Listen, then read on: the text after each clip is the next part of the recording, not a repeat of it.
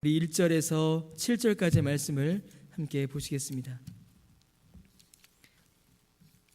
사무엘하 23장 1절에서 7절까지의 말씀입니다.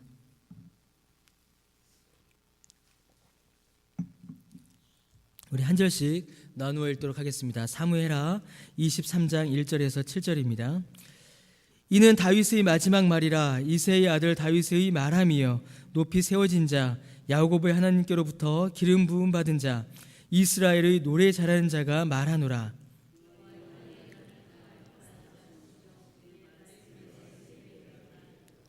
이스라엘의 하나님이 말씀하시며 이스라엘의 반석이 내게 이르시기를 사람을 공의로 다스리는 자, 하나님을 경외함으로 다스리는 자여.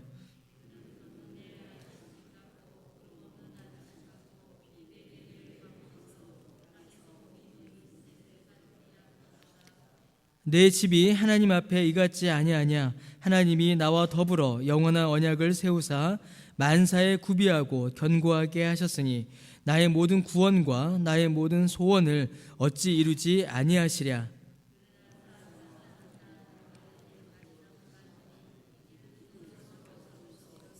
함께 읽겠습니다.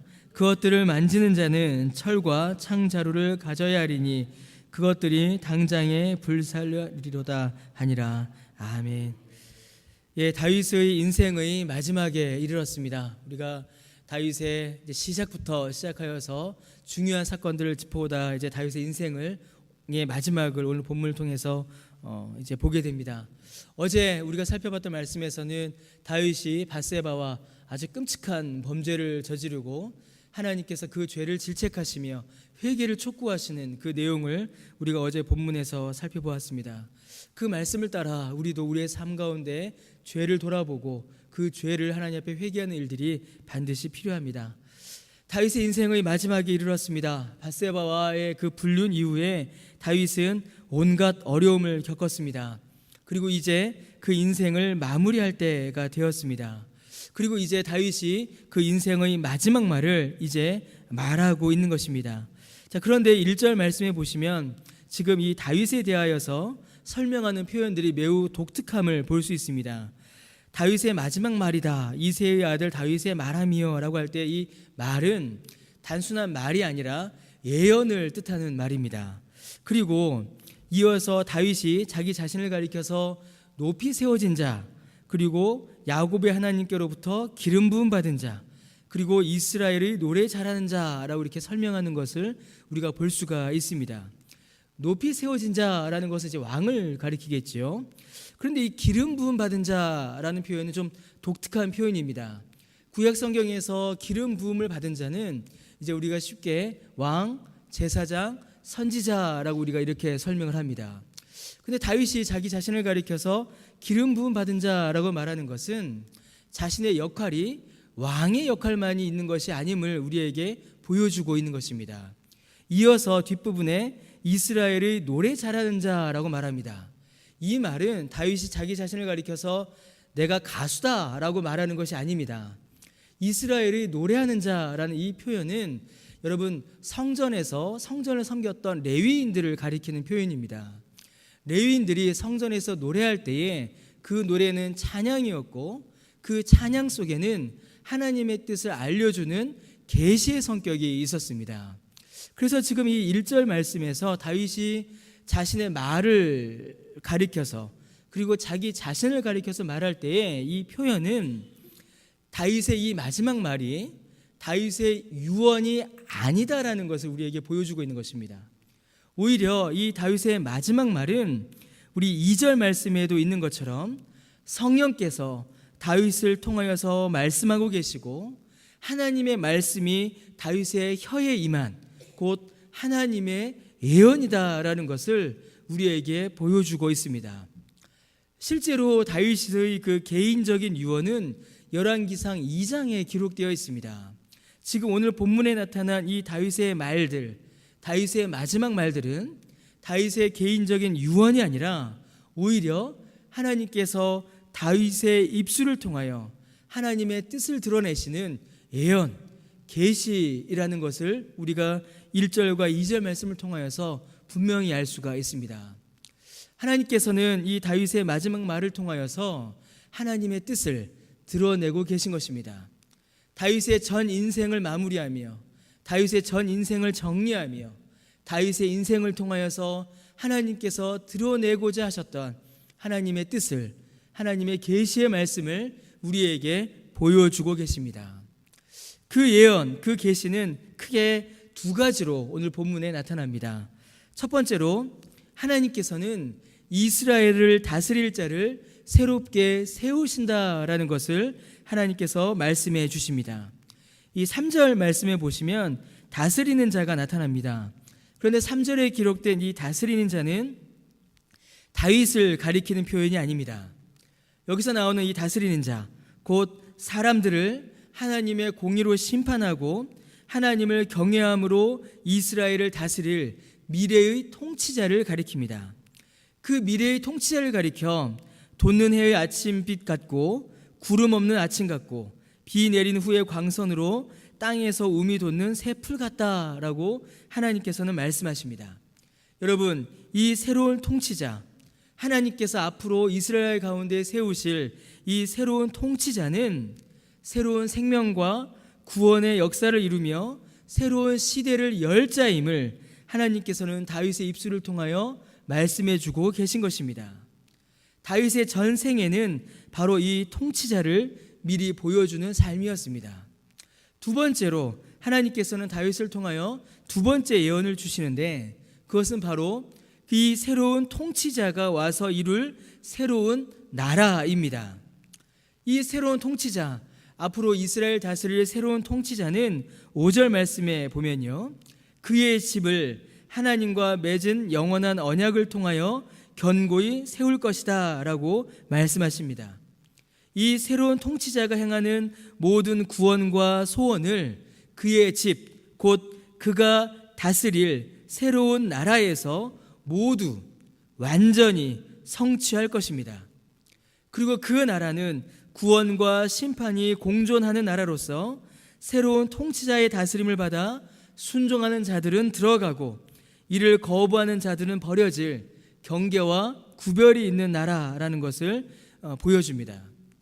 다윗의 마지막 말, 다윗의 예언은 새로이 이 땅 가운데 임하여 그 백성을 다스릴 새로운 통치자와 그 통치자가 이룩할 새로운 나라, 이 두 가지를 예언하고 있는 것입니다.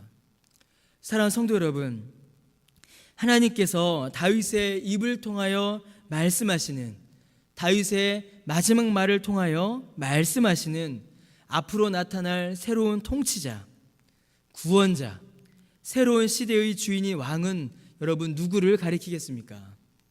바로 예수님을 가리킵니다. 진정한 왕이신, 영원한 통치자이신 예수님께서 오셔서 자기 백성들을 구원하시고 다스리시며 인도하실 것을 다윗의 마지막 말을 통하여 하나님께서 알려주고 계신 것입니다. 여러분, 그렇다면 그 새로운 통치자 예수님께서 오셔서 다스릴 나라, 그 예수님께서 오셔서 이 땅 가운데 세우실 그 나라는 여러분 어느 나라를 가리키겠습니까? 새로운 통치자의 다스림을 받고 하나님과의 언약을 통해 견고히 세워지고 우리 주님께서 이루시는 그 구원을 이루며 심판을 선언하는 그 구원의 역사를 감당할 나라는 여러분 어디서 어떻게 세워지겠습니까? 다윗이 궁극적인 왕이 아니며 앞으로 오실 영원하고 완전한 왕을 예표하였듯이 여러분 이스라엘 역시 궁극적인 하나님의 나라가 아니며 앞으로 이루어질 주님의 나라와 백성들을 예표한 것입니다. 여러분, 그러면 그 나라는 도대체 어디에 어떻게 세워진 나라이겠습니까? 여러분, 이 나라는 주님께서 세우실 주님의 나라는 바로 교회입니다. 교회를 가리킵니다. 다윗의 이 마지막 말들은 이 땅에 오실 예수님과 예수님께서 이 땅에 세우실 주님의 몸된 교회, 이 교회를 지금 가리키고 있는 것입니다. 예수 그리스도와 그의 교회, 예수 그리스도와 주님의 몸된 교회, 이 교회가 다윗의 마지막 말이요 하나님께서 다윗의 전 인생을 통하여 성경 가운데 계시하시는 하나님의 뜻인 것입니다. 예수 그리스도와 그의 교회라는 이 영광스럽고 고귀한 이름이 다윗의 인생의 결론이었습니다. 다윗의 인생은 이를 증거하는 삶이었고 그 영광을 미리 맛보는 삶이었습니다. 이 얼마나 영광스럽고 복된 인생입니까? 사랑하는 성도 여러분, 그런데 우리가 예수님을 구주로 믿어 구원을 얻은, 예수님을 구주로 믿은 자는 이 다윗보다 더 복되고 영광스러운 삶을 살고 있다라는 사실을 여러분 알고 계십니까? 여러분, 만약 여러분이 예수님을 구주로 믿어 구원을 얻으셨다면 여러분은 지금 다윗이 꿈꾸고 바라고 소망하였던 그 새로운 왕, 영원하고 완전한 왕의 다스림 안에 이미 거하고 계신 것입니다. 만약 여러분이 예수님을 믿어 구원을 얻으셨다면 이제 여러분은 다윗이 꿈꾸고 소망하고 예언하고 기다렸던 그 영원한 주님의 나라의 백성이 이미 된 것입니다. 바울은 예언하였고, 다윗은 예언하였고, 다윗은 꿈꾸었고, 다윗은 소망하였던 그 왕을, 그 나라를 예수님을 믿어 구원을 얻은 자는 이미 누리고 있는 것입니다. 사랑하는 성도 여러분, 이 복과 영광이 더욱 놀라운 것은 예수님을 믿은 자가 지금 여기서만 누리는 것이 아니기 때문입니다. 여러분, 예수님을 구주로 믿은 자는 이제 다시 오실 그 영원하신 왕 예수님의 재림을 기다릴 수 있습니다. 주님이 다시 오사 이루실 영원한 새하늘과 새 땅을 확실하게 보장받았습니다. 현재에도 미래에도 왕이신 주님과 주님이 다스리실 평화와 영광의 나라가 예수님을 구주로 믿는 자에게 확실하게 주어진 것입니다. 사랑하는 성도 여러분, 예수님을 믿어 구원을 얻었다라는 것은 단순한 이야기가 아닙니다. 믿음의 조상들이, 믿음의 선진들이 꿈꾸고 바라고 기대하고 예언하였던 영광의 나라를, 영광의 왕을 맛보는 것이며, 현재의 그 영광을 맛보는 것만이 아니라 미래에 영원히 이 땅 가운데 세워질, 영원히 온 우주와 온 땅 가운데 세워질 새하늘과 새 땅의 영광을 내 것으로 확실하게 보증을 받은 것입니다. 사랑하는 성도 여러분, 이 은혜의 실제를 경험하시고 누리시는 저와 여러분이 되시기를 주님의 이름으로 축원합니다. 이미 예수님을 믿어 그 은혜를 누리시는 분들은 그 은혜에 감사함으로, 찬송함으로 그 영광과 능력을 누리시기를 주님의 이름으로 축원합니다. 여러분, 예수님을 믿는 믿음은 결코 작은 믿음이 아닙니다. 예수님을 믿는 믿음은 결코 우리를 무너뜨리는 믿음이 아닙니다. 밭에 감추어진 보화와 같습니다. 그 보화가 드러날 때에 아무것도 아닌 것처럼 보였던 우리의 삶도, 아무것도 아닌 것처럼 보였던 약한 우리가 영광 가운데 그 능력을 발휘하게 될 것입니다. 여러분, 다윗의 인생의 처음을 우리는 기억하지 않으십니까? 다윗의 인생의 처음이 어땠습니까? 아들 대접도 받지 못했습니다. 도련님이 하지 않는 더러운 일을 하고 있었습니다.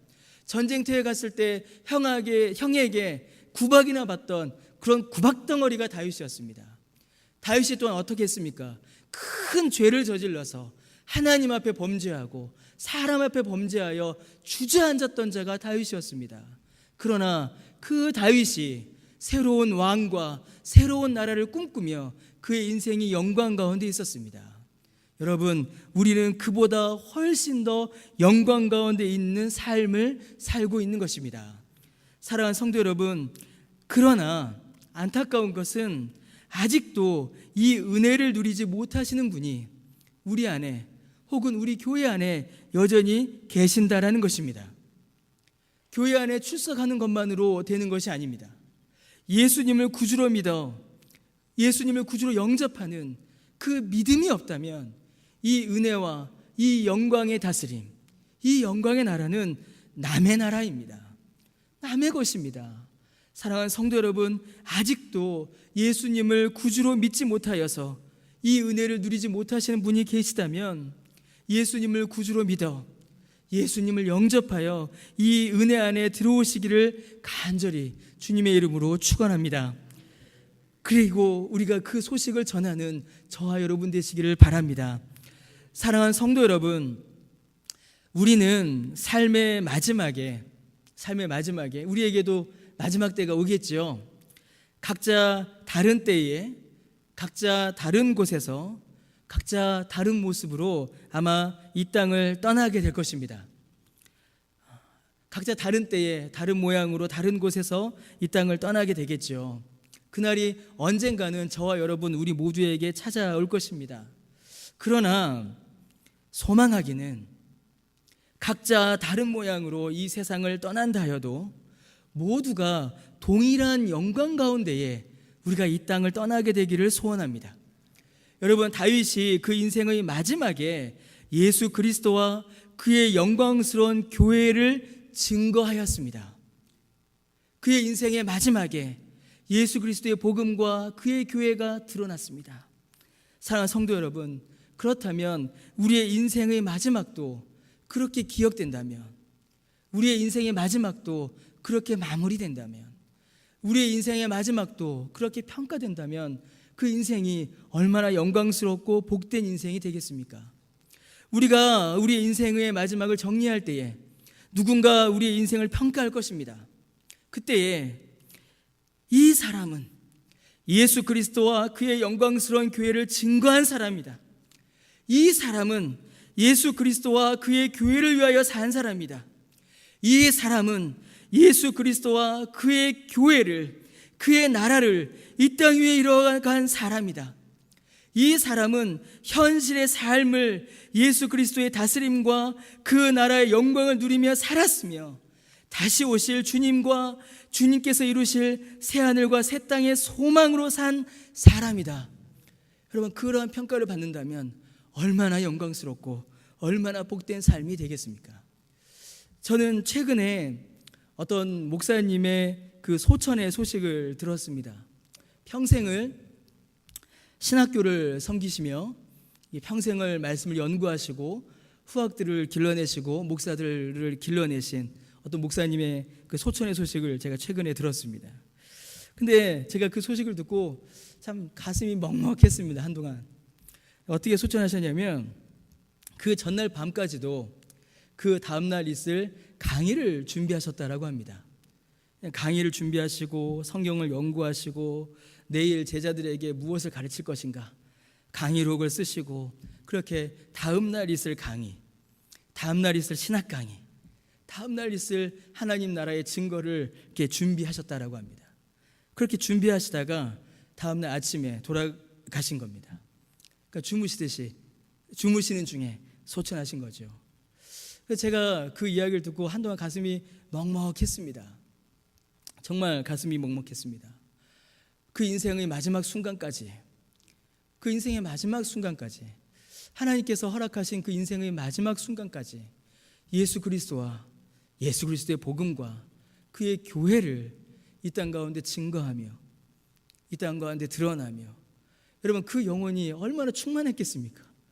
그 영혼이 얼마나 그 복음의 감격과 주님의 은혜로 기쁨 가운데 있었겠습니까? 그분은 사시는 날 동안에 그 마지막 순간까지도 예수 그리스도와 그의 교회와 그의 나라로 충만했던 것입니다. 그 이야기를 듣고 제가 한동안 가슴이 정말 먹먹했습니다. 그리고 나도 그렇게 된다면 얼마나 좋을까?